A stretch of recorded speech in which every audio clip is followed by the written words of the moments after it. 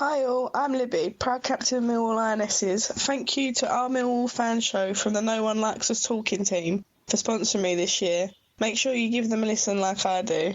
Or even better, why not sponsor a Lioness while you're at it like they do?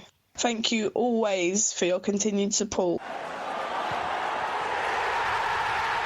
This podcast is a proud member of the Fan Hub 100. Football without fans is nothing, so we've partnered with Fan Hub to put fans first. Search Fan Hub app to play your part in the journey. Hi, I'm Bethany Warren, and you are joining me to listen to the podcast of our Millwall fan show with the No One Likes Us Talking team, which is available every Friday. It's the 13th show of COVID-19 in Lockdown 3.0 here in England. I'm your host, James Kelly, and I have the No One Likes Us Talking team of Patricia Maslin, Dave Hart and Ted Robinson. Not everybody likes them, but they don't care. Firstly, before I turn to the panel, there's an urgent request. The Lions Food Hub, based in Rennie and Manor Estate Tenants and Residents Hall Association in Bermondsey, are looking for food and financial support. To help them, you can find Lions Food Hub on Twitter and Facebook, or enter Lions Food Hub Banquet, that's BANKUET, into your browser and make a one-off regular donation. Additionally, there is some confusion surrounding the changing of passwords on the Millwall ticketing account. A club spokesman said, as mentioned in the email sent to supporters and in the news article, if you've already changed your password when the new system was installed in August 2020 or thereafter, you don't need to change it again. This is for those supporters who have never reset their password. Unfortunately, there is no way the club can filter out the email addresses of those who have changed their passwords already, which is why the email has been sent to everyone. Also, some are having difficulties renewing their season tickets. If so, please make sure you access or download the instructions and follow them. Welcome, Ted. How have you been enjoying the sun this week? I'm as red as a beetroot, mate, James. It makes a big difference with the clocks going forward or back. I never get it right, but whatever way it is, it's a bit lighter of an evening, and a bit of sunshine always brightens everybody up. Absolutely. Hello, Pat. They reckon the first Italian to secure a season ticket was your Millwall flag-waving friend Gianluca Sardi, and you were the first woman to have renewed a season ticket, I hear. Well, congratulations to Gianluca. That's fake news about me, so ignore that completely. But what isn't fake, and I'd like to say, congratulations to Rebecca Welsh on her appointment as the first female EFL referee. Hope to see her down the den very soon. Absolutely. And lastly, hi Dave. How was your renewal experience? Evening, James. It was absolutely great. It's so easy to do. Just went online, logged in, our passwords I already had changed, and used the what was on my account, and cost me £20. Lovely jubbly. Well done, Millwall. Lovely stuff, exactly.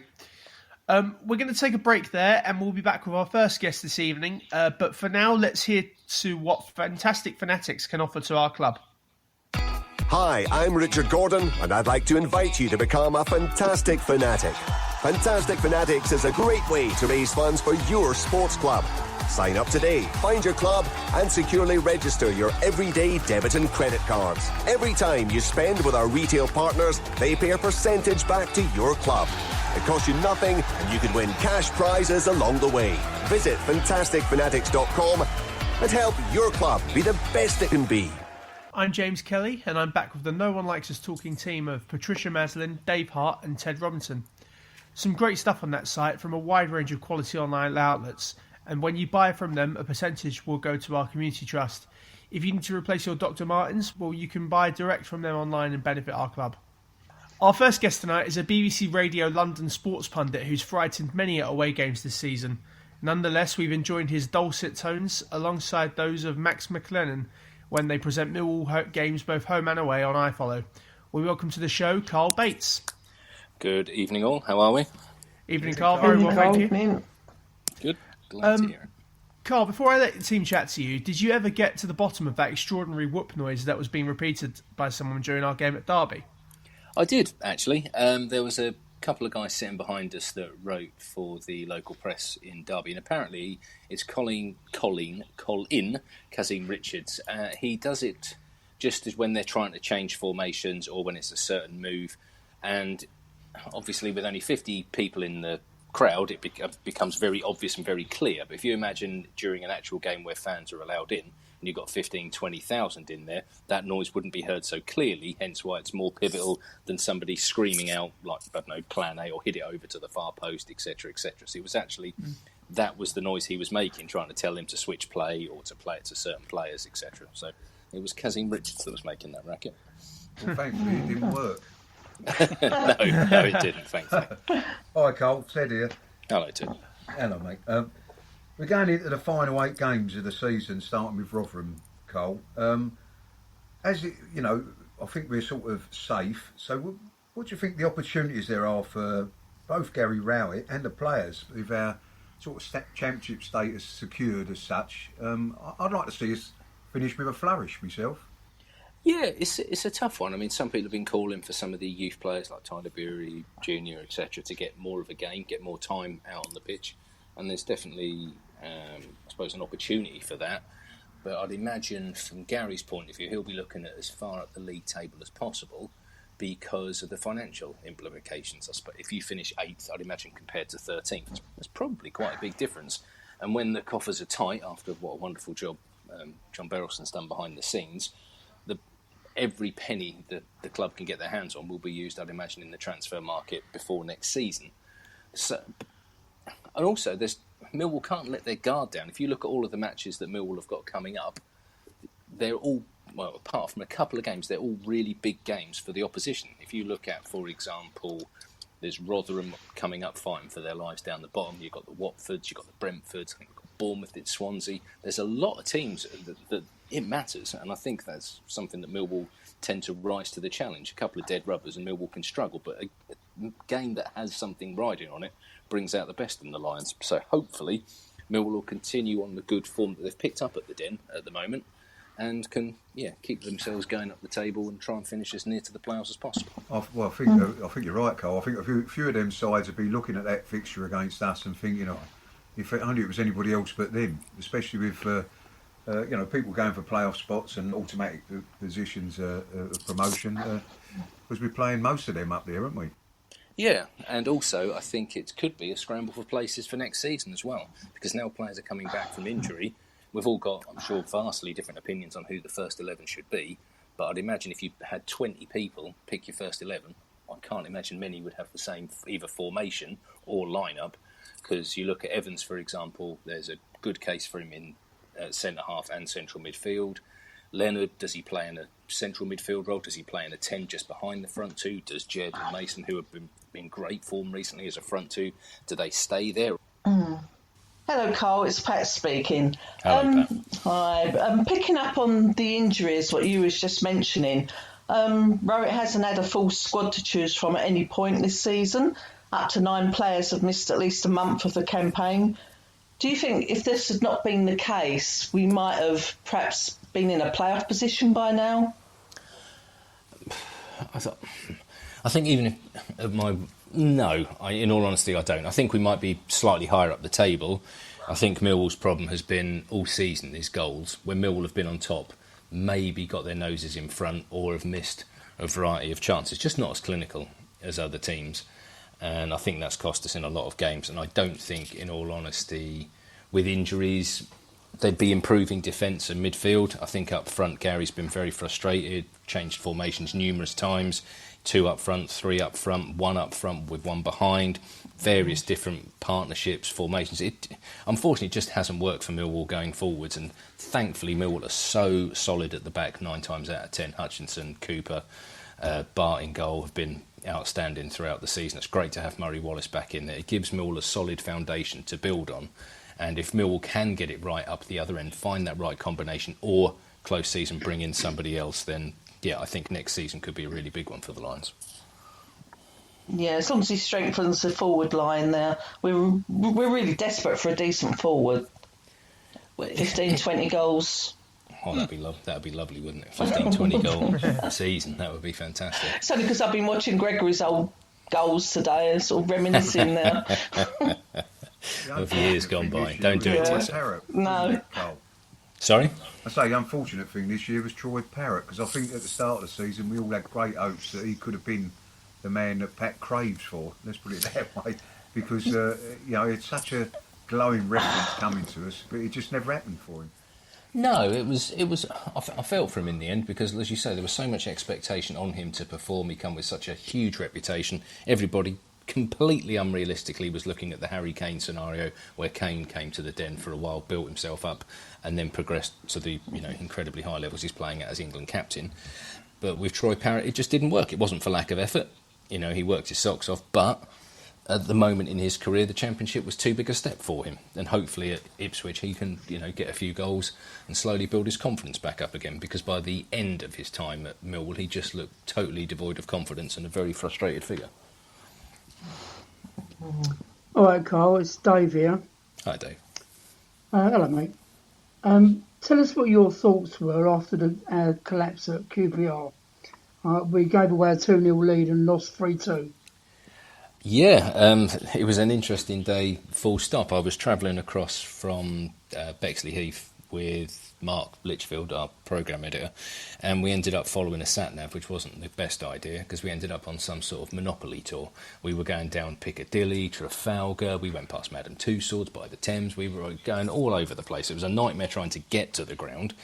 Once I had to pay the congestion charge, stupidly expensive, so I wasn't in a great mood when I got there anyway. First half, fantastic, 2-0 up, playing really, really good football.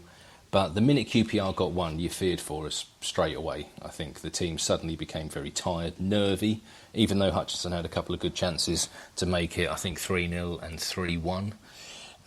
They just looked tired. You look at other games, for example, the game at home to Blackburn. Blackburn made 6 changes to their starting lineup before they took on Millwall that day. Millwall couldn't or didn't make any.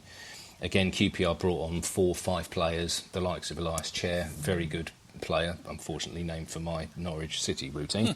But a very good player who comes on 20 minutes to go, fresh-legged, and caused Millwall problems as he has done in the past. So I think that was one of the main problems. It's just, we've mentioned it earlier on about the amount of injuries Millwall have had. It costs them. The games are coming thick and fast. And I think it was just lack of legs. They just couldn't carry on at the pace they'd set. And it caught up with them last 20 minutes, and QPR overrun them, and unfortunately, just about got their noses in front and deserved to win. Yeah, going back to what Pat said, that's where we miss having a striker that is a clinical finisher, because we had plenty of chances to put the game to bed, and it just didn't happen. No, but who's to say with Jed and Mason, a very unlikely partnership. Maybe Gary's come across it more by luck than judgment, or he's seen something in training that we haven't, but they're working very well together. They're causing teams problems. I posted on social media early, Mason Bennett at the moment's on 3 and 6. He's got, at Millwall, he has equalled his entire career record of goals in the league already. So that's, some places it just clicks for you, doesn't it? There's certain clubs, doesn't matter what you do, where you play, you just cannot put 2 passes together, cannot score goals. You go to another team and suddenly it all sort of works out for you. And we look at the quality of the goals Mason scored. This could be the club for him. I think Mason's he's only 24. Still plenty of time in him yet. So who's to say he's not the man? We've got Zahor coming back. We've still only seen a bit of Ken Zahor. Looked very good against Preston. Couple of link-up plays, couple of half chances. Maybe if he gets a run of games together, will he come in up front with Mason? Will Jed then drop out wide? Will they play the 2 with Ken just in between them? It'll be interesting to see. But I think, I'll be stunned if Gary doesn't make some sort of change up front in the close season. There'll definitely be somebody coming in, I'd have thought. Great.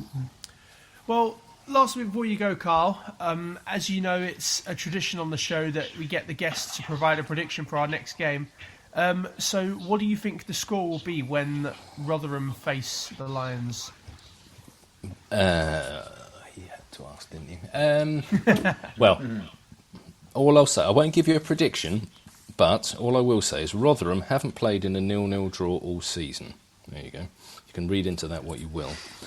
But no, hopefully... That's a cop-out. No, who asked your opinion? I would say being pushed to shove arm behind the back, can't move. I think Millwall will keep a clean sheet and hopefully can get a 1-0 win. We'll go with that. There you go. Nice. Q Well, 6-0 Rotherham. Well, thanks again, Karl, for coming back on the show. We always enjoy the insight and chat. All our best to you and yours, and a safe journey to the Den. Hopefully we'll hear from you once again before the new season begins. Yeah, look forward to it. Thanks a lot for having me on. Thank you very much, Karl. Take Cheers, care. Karl. Bye. Cheers, Karl. Bye-bye. Okay, we're going to take a break there before we listen to our fan in the dugout. But first, here's a close collaborator of our Stan Godwin and Henry Morgan. It's Kai Bennett and his Millwall Fan TV. Hello, I'm Kai. I run Millwall Fan TV. I have done for about a year and a half now. You can find me on Facebook, Instagram and Twitter. If you just search in Millwall Fan TV, I should come up. You can also find me on YouTube at Millwall Fan TV. I do pre-match predictions, post-match analysis and full-time reaction. I also try to do as many interviews on ex-Millwall players. I've done about 10 so far and I've absolutely loved every minute of it. Thank you so much for all your support. And if you want to subscribe to my channel, it's Millwall Fan TV. All your support is always massively appreciated. Thank you. I'm James Kelly, and I'm back with the No One Likes Us Talking team of Ted Robinson, Dave Hart and Patricia Maslin. Great to listen to Kai. He reports regularly on the online soccer journal vavel.com, and he's doing the same with the South London Press on London News Online. Why don't you go check them out? Our second guest tonight has a keen focus on rockabilly music when supporting his long-term friend Mike George, who we had on the show a few weeks back. Their affinity does not stop there, as they both run the Out of the Blue Facebook site. He hailed from Lambeth and spent a few years growing up in Bermondsey before living in Kennington, where he had the pleasure of being schooled alongside more members of the Selhurst Aviary than enough.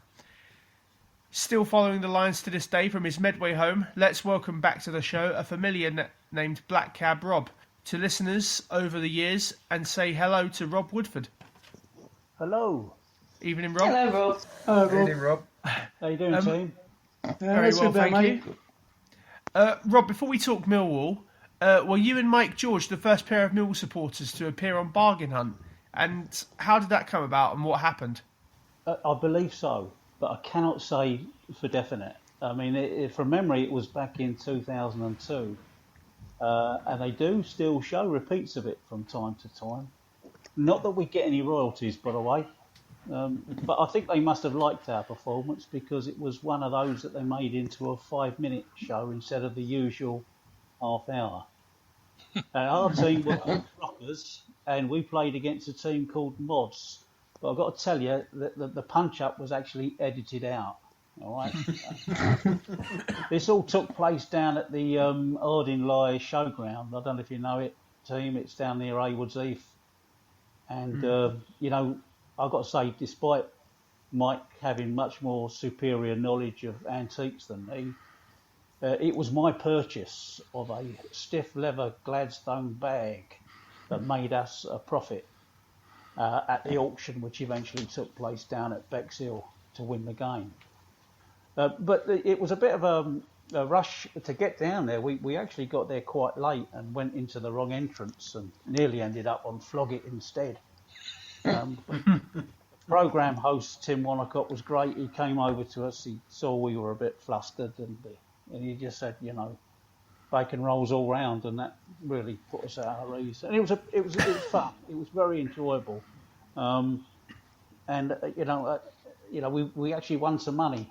We were one of 8 teams they recorded that day to make 4 programmes, and we made a profit. And I still wonder if Mike has that folding gear in his back pocket still today, because he never often gets it out. But I've got to say as well, it's such an enjoyable experience, to be honest, and perhaps much better than the week previous to that, when Mike and I we went for a round of golf at Leeds Castle golf course, and Mike's a really good player, and he actually gives lessons, and I was doing really well, and then all of a sudden I lost it. I don't know if you guys play golf, but I just completely lost the plot and wrapped my 7-iron round a willow tree. And I can still hear Mike now saying, "You're coming back, Rob," and I couldn't possibly tell you what expletives I volleyed at him. But it was a tricky situation, to be honest, because it's one thing trying to put a mangled up golf club back in the bag, but when you suddenly realise as you're walking back to the clubhouse, they're not actually your clubs, you've hired them that day. Tricky, but bargain up more than made up for that. Hello, Rob, it's Ted here, mate. Hello, Ted. You all right, mate? How you do? I sympathise with you, mate, because golf, I've lost it more than I've had it. Let's put it that way. When I play golf, I regularly buy about 40 balls before I go out. But there you go. That's my golf. It's supposed to be a character builder, but it didn't do much for mine. Yeah, definitely. Well, let's get back to the Lions. I'm surprised you didn't try to find a little bit of Millwall memorabilia to take to the auction when you was on the show. That might have, well, no, you probably wouldn't have got any money out of that. What do you think about it? But how did you actually start going down the Den, mate? What actually hooked you on it, and what's your earliest memory? Well, it was my dad that took me down there in August 1964 when I was 7 years old. And I can remember sitting up on his shoulders to watch the game from somewhere near the halfway line. And it was the first game of the season, and it was a 2-2 draw against Torquay United in Division 4. Division 4, anyone remember that? Yeah. I didn't know until a few years later that this was a landmark game, actually, because it was the start of that famous 59 home game without defeat. And then we would go on to achieve back-to-back promotions, of course. And that 1964, 65, I think it was, and that was the last time we played in the fourth tier of the Football League. I don't remember too much about the game, but I do remember the noise of the crowd, and that's what really got me hooked. Because, you know, in those days, if you remember, the three terraces used to try and outshout and outsing each other. And that contrasted with, you know, the very few occasions I ever went to Selhurst Park or the Valley as a teenager when Millwall weren't playing.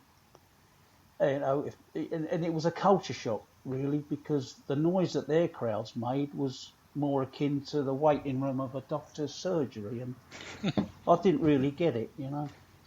But my earliest vivid memories of that first team was with my favourite blue and white striped kit, which we wore again, didn't we, a few years ago. It's funny, Rob, that was my first year.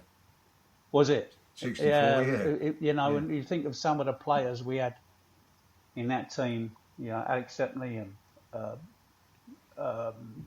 Brian Snowden, Tom Wilson, Harry Boy, of course, and up top you had Hugh Curran and Len Julians, and flying down the wings you had Billy Neal and Barrie Rowan. Well, they was up until a few years ago, they were a good comedy duo, weren't they, at the pre-match VIP package.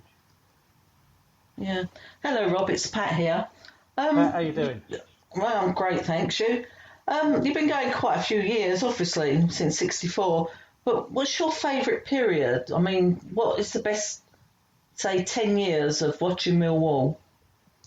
What about if I give you a 9-year period? Would that do? Oh, that'll do. I'll come to it now, right? Because, well, the thing is that, you know, if you was to ask most fans, especially the younger ones, I think that they would say promotion to the old First Division or the run into the FA Cup final. Well, yeah, I mean, they were great times in recent years. Of course they were. But I've got to go back to the Benny Fenton years myself, personally, you know, being a man of a certain age. Is that right, Ted? Yeah, and, agree, yeah. You know, we consolidated as a second-tier club with 6, let me say that again, 6 top 10 finishes in a 9-year spell. I mean, you'd take that now, wouldn't you? You know? Oh, absolutely. And in there, that included that heartbreaking third-place finish in 1971-72, which was my favourite season of all, to be honest. You know, that would be our favourite team, Rob. Mine and all. Yes, indeed. I agree with that, Ted, hands down. And you know, whenever anyone asks me who was our best manager, I've got to say it was Benny. In 9 years in the second tier, before we eventually got relegated in the 70s. And you know, and incidentally, our last two stays in this tier, before this one, lasted 5 seasons. You know, and guess what? Next season is our 5th one back, so keep that one quiet. But you know, Benny's team. Sorry, Pat. No, I was just going to say, I'd have to agree with you on that 72. I was there, you know, so I am of an age. But every player seemed to have a character. I mean, when you think of Kitch, Eamon Dunphy, they was all such individual people, likes of which you don't actually see now. They were certainly entertainers. And you know, he signed people like Derek Posse, Barrie Bridges, Kingy, Alfie Wood, Gordon Hill, you know.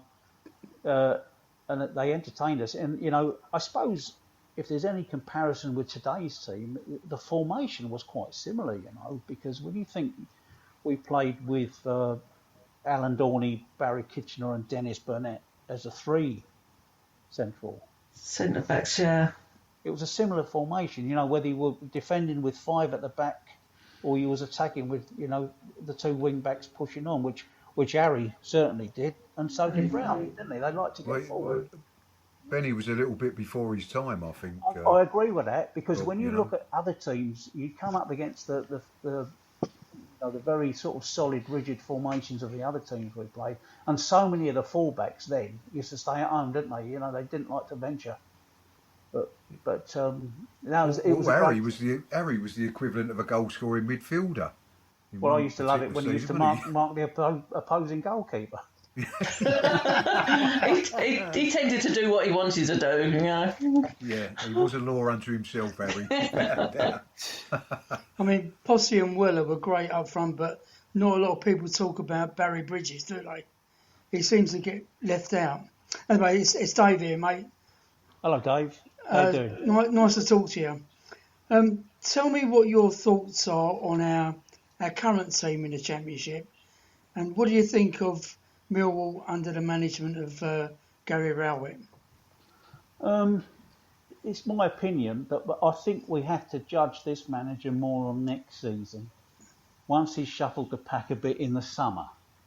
That's my opinion, and it's only a guess, but I think the chairman has virtually, you know, told him to write this season off, but keep us up. You know, because the financial implications of COVID is obviously taken its toll on every team, but you could say more so on ours without the finances, without the crowds. And I'm sure the manager's brief would have been just to keep us up this season. And then in the close season, he's got a chance to refresh the squad, perhaps bring the average age of the squad down a bit, and then maybe we could target a playoff place within the next 2 seasons. But I do like his attitude. You know, he's all about looking up the league table instead of looking over our shoulders. And personally, I do like the job he's done.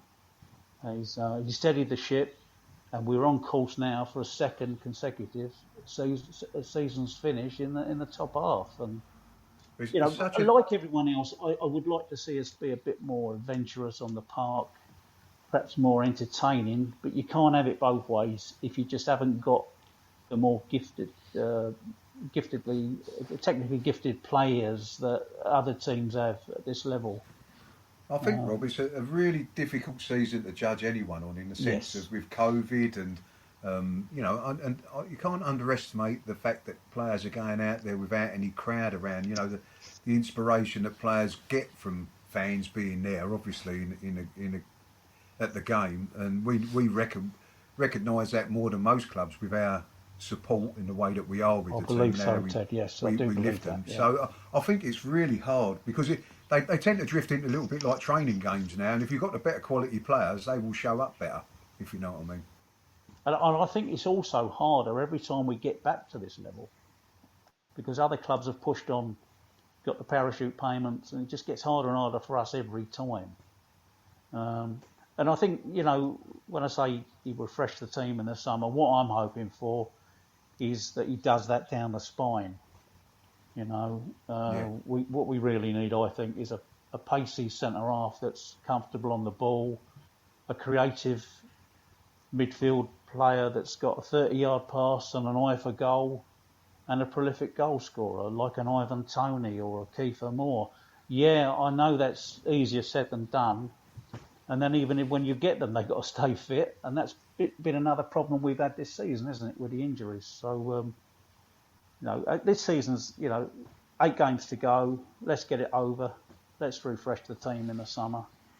And on the whole, I think Gary Rowett is a good fit for Millwall and is doing a great job. What about the youngsters coming through, Rob?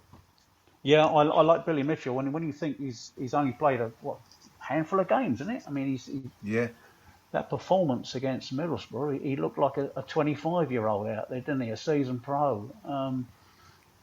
We can't get carried away with him, and I'd like to think that between now and the end of the season, some of the other younger players like Tyler Barrie and Hayden Muller and Tienza can all get some minutes. Then it's down to the manager whether they are part of the squad next season or they go out on loan for another season. And of course, Danny McNamara. Yeah, he's slotted in very well there at fullback, and I like the way he gets forward as well. It's unlucky not to score, wasn't he, the other day? I think the great thing with the youngsters like that, Rob, is that we all look to the closed season for transfers and whatever, but when you've got a nucleus of a good side already, which we are, because, we are just a goal scorer away from being a playoff side, I think. But with youngsters coming through, it helps to strengthen the squad all round. Yes, and you say a goal scorer away. I'd like to see us have a couple there up top, because as we've seen with the injuries, to Troy Parrott and Ken Zahor, you're one injury away from not having a recognised striker, and now we've got no Matt Smith as well. Whether he's played his last game or not is we'll have to wait and see on that one. One last question. I understand that Mike and you are planning on staging Mill history tours. What's that all about, and when's that likely to happen? Yeah, it's come about a little while ago, actually. I mean, this will be a natural progression from my day job. I'm a tour guide, and the only problem with being a tour guide at the moment is that we haven't got any tourists. So, but hopefully from late June, when the government guidelines change again, we can get back to some normality. But Millwall is in my blood. It's been my life. So instead of preparing, for example, scripts for classic London tours or James Bond tours, or the latest one now is Bridgerton tours, I thought, why not deliver a tour based on the most important subject of all? And I did speak to the club before COVID about putting this together and perhaps combining it with their matchday VIP hospitality to create a special experience for fans. It was received favourably, but then COVID got in the way, so we'll have to revisit that one. And then Mike and I, of course, we host the Out of the Blue Facebook group, so the tour is going to make its debut as an Out of the Blue event. So the best way to find out about that is to sign up for our Out of the Blue Facebook group, and details will be revealed quite soon, actually. Brilliant. It's been great. It's a chance really to revisit where we all started in 1885 in West Ferry Road and found the four old grounds on the island, and integral part of our history are two pubs that are still standing on the island. So it'd be rude not to call take George back to his childhood when we first started. Well, there we go. Well, I remember when you still hear it now and again in the crowd, don't you? When somebody clears the ball, keep it on the island wall. I mean, that's come down through the generations, isn't it? Yeah. Yeah, it was George. Yeah. Well, it's been great to talk to you again, Rob. But before likewise, before we let you go, it's a tradition on this show to ask all the guests for a prediction for our next game. So, what do you think the score is going to be between Millwall and Rotherham? As Ted used to say on the old show, he used to say, "How do you see that one going?" It's never easy playing relegation-threatened teams, is it? But the pressure's all on them, realistically. And I kind of like the Jed Mason combo up front at the moment. Not quite in the same league as perhaps Posse and Bridges, but a bit of pace, which is always difficult to defend. And we saw that with Sterling in the England team the other night, didn't we? Yeah. And we're getting a few of our injured players back as well, which will give the manager more options from the bench this afternoon. I think the way this season's gone, it will be far too easy to say an ugly 1-0 win. But I think that's where my prediction's going. So a 1-0 double over this team. And then once we've beaten them, I'd like to see them win their games in hand to send Birmingham City down. If only that would cheer up old Funeral Face that's taken over as manager there. He's seventh manager in 5 years. I won't lose any sleep if they go down. Remember how they turned us over in 1971-72 season with that? Exactly. Just another reason to hate Birmingham. Yeah, exactly. Yeah. I have read lots on social media in the week about us still having a chance of reaching the playoffs. But let me tell you, I've just looked down at my feet and they're well and truly planted firmly on the ground, all right? Yeah. Let's be honest, we don't want to anyway. Realistically, I think Reading are the most vulnerable team in the top 6 at the moment, and there's always someone that misses out. Ask Forest fans. Yeah.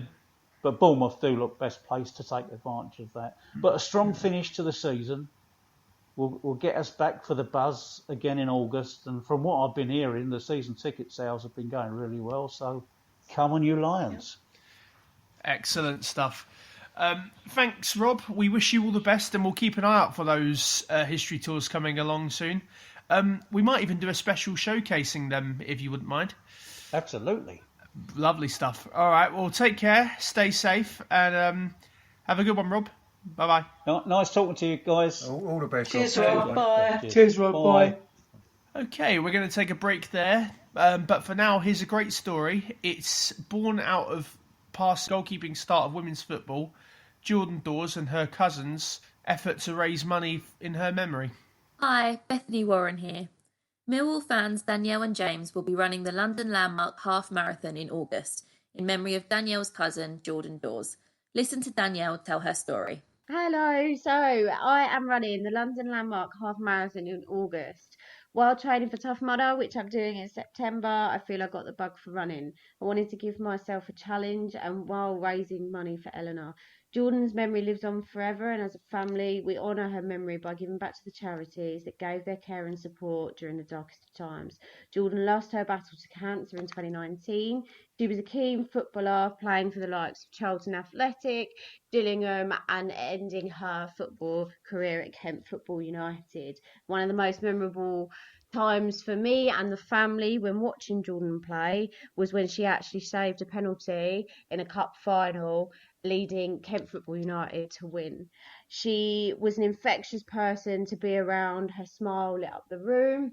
She was keen in talking to James about Millwall. She would come with us as of when she can. And the last game that she actually went to was the FA Cup game against Everton, where Millwall actually spoilt her, made her feel really special. She was able to meet some of the players, have her pictures taken with the keeper at the time, and was actually given the treatment of being able to go into the exec lounge as well.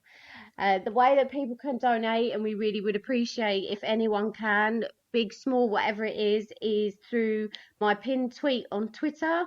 My Twitter handle is DannyL1206, and that is DANNIL1206.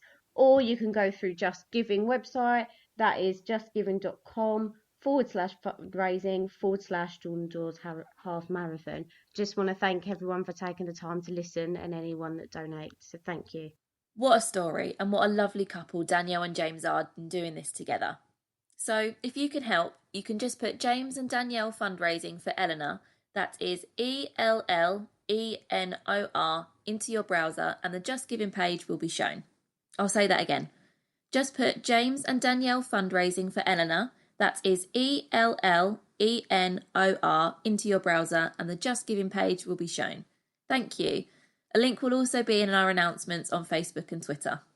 I'm James Kelly and I'm back with the No One Likes Us Talking team of Ted Robinson, Dave Hart and Patricia Maslin. Well, it's time to look ahead to what's coming up next for our Lions, but first we will hear from that Twitter and Facebook video sensation, Ellis Barr. Hi everyone, Ellis here. Thanks for watching my videos and thank you for all the support. But now it's time to look ahead to your next match. Come on, Nero! Thanks, Ellis. You've been introducing us so well.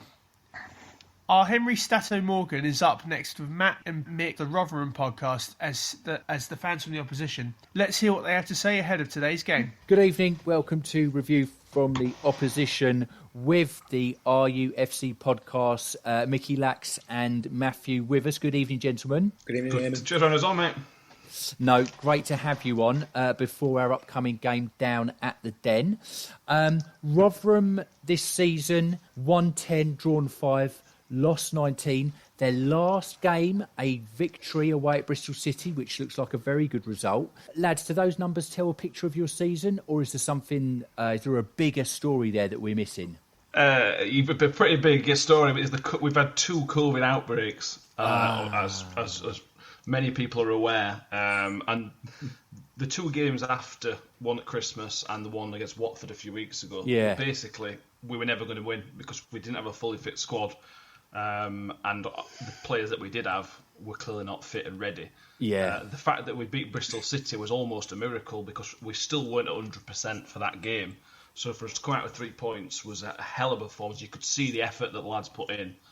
And we've still got an extra 4 games compared to most people. I'm not saying our position is false, but it might not be for telling the full truth, if you know what I mean. I do. Mickey, anything to add to that? What are your thoughts so far on this season?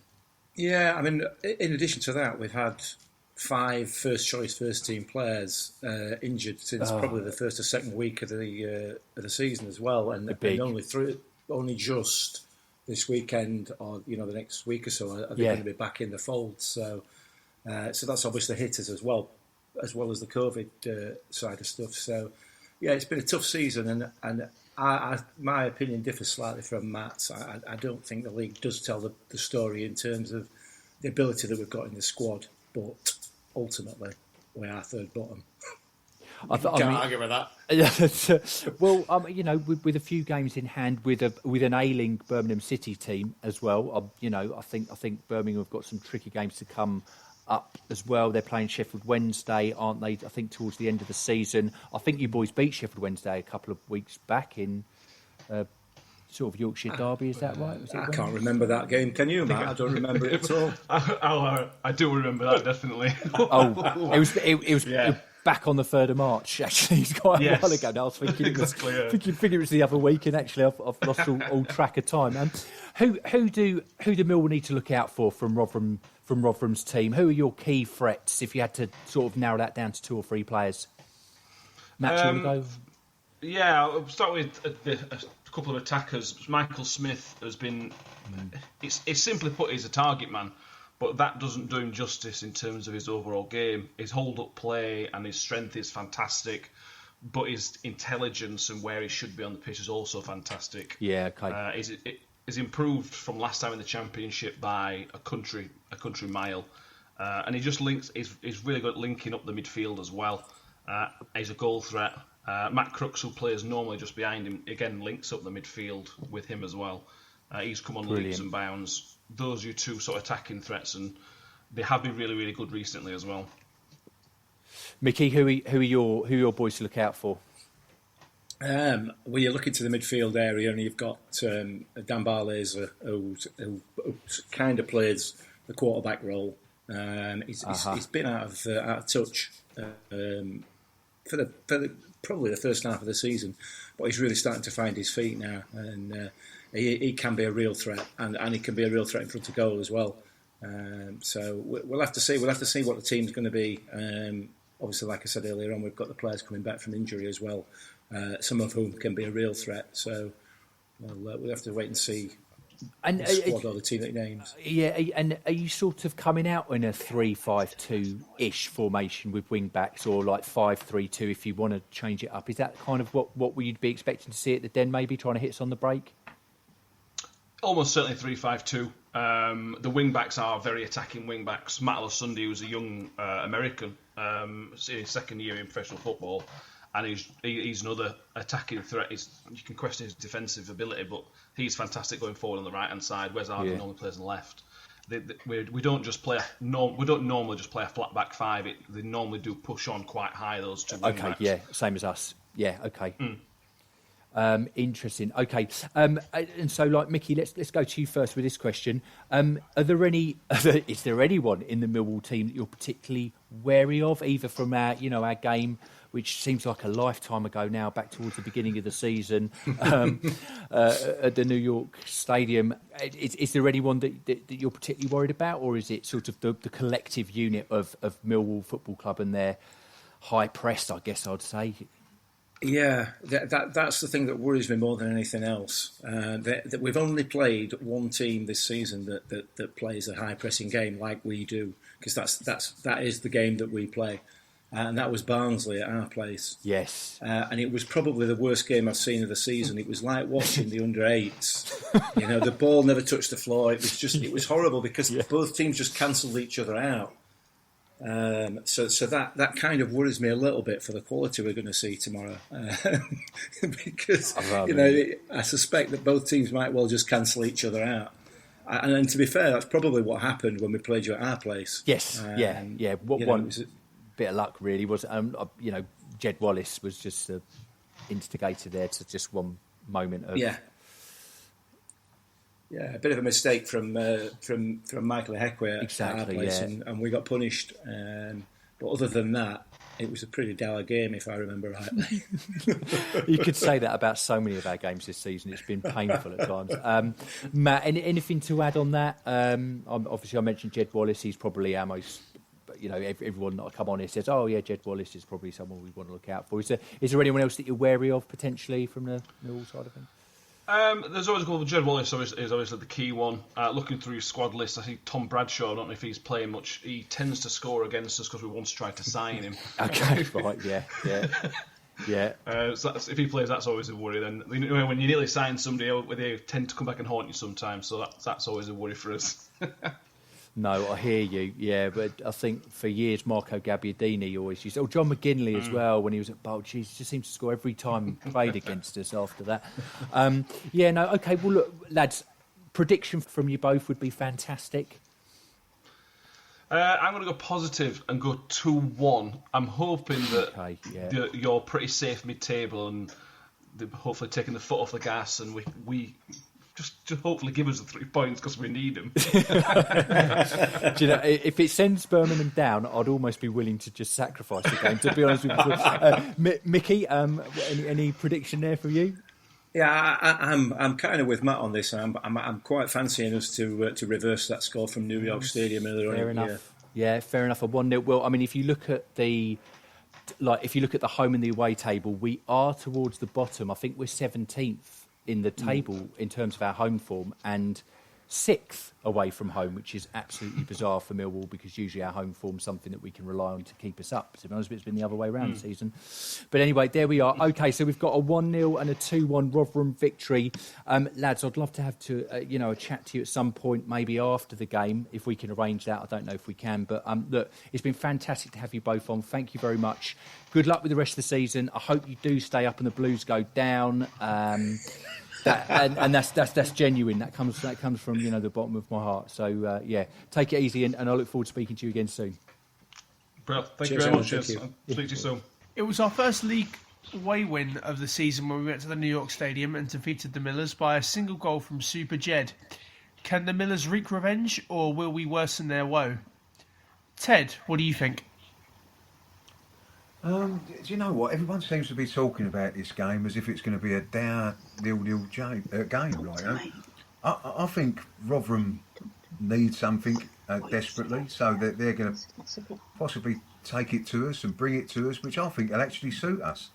So, in a daft sort of way, I wouldn't be at all surprised if there's a few goals in the game. But we seem to have got ourselves in a little bit of a groove, a little bit of a niche, and we know what our game plan is, and we've been difficult to beat, haven't we, in recent times? And I think the break, the international break, will have done us good, because we do seem to be a better side when we're fresh. So I've got a sneaky. I'm going to throw it out there. I'm going to go a 3-2 win to Millwall. Okay, nice. Dave, what do you think? Well, I know what Ted's saying. I can see exactly what he means. I think it's going to be actually tighter than that. I think it's going to be a lot of nerves, and Rotherham are the sort of team that they know what they've got to do. They grind out results. They've been here before. They, bought the T-shirt and done it, So I think it's going to be a bit tighter than that, and I'll go with 1-0. 1-0. Two, of course. And last but not least, Patricia. As Karl said, they've only had 1-0 draw this season, so there's going to be goals from either direction, I should think. If he puts the same team out as Middlesbrough, I can see us winning this. Not by a lot, but I must go with Henry on this. I won't be disappointed if we lose. And that sounds strange, but I'd love Birmingham to go down. But I think we're going to win it 2-0. 2-0, okay. I think we all agree with you there, Pat. Don't worry about that. I can't get myself to say I want Rotherham to beat us. I just don't. Birmingham lose. They've got a few games in hand. And I would just love to see Lee Bowyer's face at the end of the season. See him crying on YouTube That will be a sight to behold, won't it? It'll all be somebody else's fault, that's for sure. It'll be our fault. Yeah, well, I mean, I don't want to sort of jinx it, but we always seem to get a result on my birthday weekend. And obviously, Good Friday is my birthday, 25 years old. Hints are going out. 25. Yeah, 25. So I've got a funny feeling we're going to get a decent win here. I'm going to go brave and say 3-1 Millwall. Fixtures over Easter, James. I mean, a bit like Christmas time. They throw up some strange results, if you know what I mean. Everything points towards, like Henry was saying, or 0-0 draw. It's going to be a dour game. I know what Dave's saying about it being tight and all that, but things tend to go a bit mad at Easter and Christmas, and I've just got a feeling that this is going to be one of them games. Yeah, I mean, like last Easter period, I think we beat West Brom 2-0 at home, and that was more or less the game that kept us in the Championship. So obviously we didn't have it last year because of COVID, but yeah, I mean, I think Easter period and Christmas period is a bit, it can throw some weird results out there. So hopefully that weird result falls in our favour. As usual, the rest of the games when we play the likes of Watford, Bournemouth, Swansea, I'll be happy Brentford. playing them, thinking to myself, Millwall going to win this, and fairly confident in it. Rotherham, the side fighting relegation, I'm talking that I think Millwall will win it, but my heart's saying to me, hold on a minute, this is the sort of side that turn us over. So but let's hope I'm wrong. I mean, if we can get 6 points from the next two games, we could be 4 points off the playoffs. So, I mean, obviously, it's not. I don't think we will do it, but never say never. The thing is, I can remember years ago when we came from way back. We were something like 13th and way off it, and we won something like 10 of our last games out of the 13 that we had to play, and finished up going up. So it is a bit early to turn around and say that we got no hope of going up. Especially the other side of Easter, we get 6 points from the two games over Easter. We could all of a sudden be within touching distance with 6 games to go. And obviously, the higher you finish, the more money you get at the end of the season. So it's going to benefit us. Yeah, there's no doubt in my mind that Gary Rowett would have this Millwall team not thinking about being, we're safe and we're in middle of the, we're safe and we're going to be in the middle of the table this year when we finish and that. Gary Rowett will be saying to them, there's still a chance here. Let's just go out, play our game, and take one game at a time, win it, and see where we go. If you look at our last few performances, that's the sort of way that we played. You know, we ain't going to give nothing away, and we're going to, you know, fight to the end, sort of thing. So it is a bit too early with 8 games to go. It's a hell of a lot of points. Yeah, exactly. And as I said, obviously we've got another game over the Easter period. We're going to Stoke on Monday, so very, very quickly. Dave, what are your views on that? Stoke, they're a team like us. They're winning and losing games, winning when they shouldn't and losing when they think they should win. So it's a bit... I'll go 1-1. 1-1. Patricia? Yeah, a bit like us at the moment, going nowhere, doing nothing. Perfect opportunity to bring in 1 or 2 of them youngsters for a bit more time, a bit more game time. I think I agree, 1-1. 1-1. And Ted? Difficult games, Stoke. They're a disappointing side, because I actually thought when we see them earlier in the season, they would be one of the ones up there, right in amongst it. I mean, sort of possibly even going for automatic. And they disappointed quite a bit this year, but like both Dave and Pat have said, it doesn't seem, looking at it and the results in it, much between the two teams on paper. But as has been this way this year, for some reason we seem to be better away from home. I can see us going up there and nicking a 1-0 win. 1-0 win, lovely. Yeah, I mean, Stoke are a bit similar to us. I mean, we drew 0-0 with them on the opening day of the season, but obviously that doesn't really tell the full picture as how our season's going to pan out.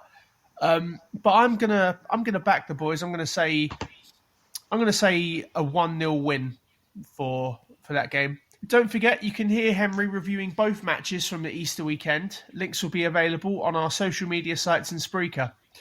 We're going to take a break there for what is a more important message now more than ever from Patricia Maslin, with an introduction from that Millwall hero, Harvey Brown. Hello, Harvey Brown here. I miss my football at the Den.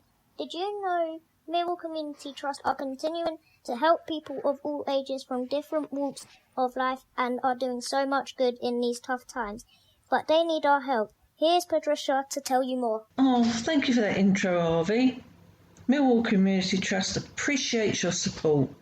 You are a star. Hi, Patricia Maslin here.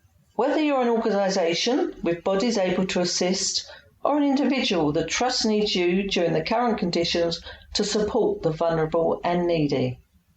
If you can help make a difference or need help, please contact Sean Daly, the Trust's Chief Executive Officer, by phone on 07 958 027060. Once again, that's 07 958 027060. Or contact by email sdaly, I'll spell that, SDALY, at millwallcommunity, all one word, .org.uk. I'll repeat that, sdaly, SDALY, at millwallcommunity, all one word, .org.uk. If you can, or you know someone or any organisation who might be able to help, please let the Community Trust know. Thank you.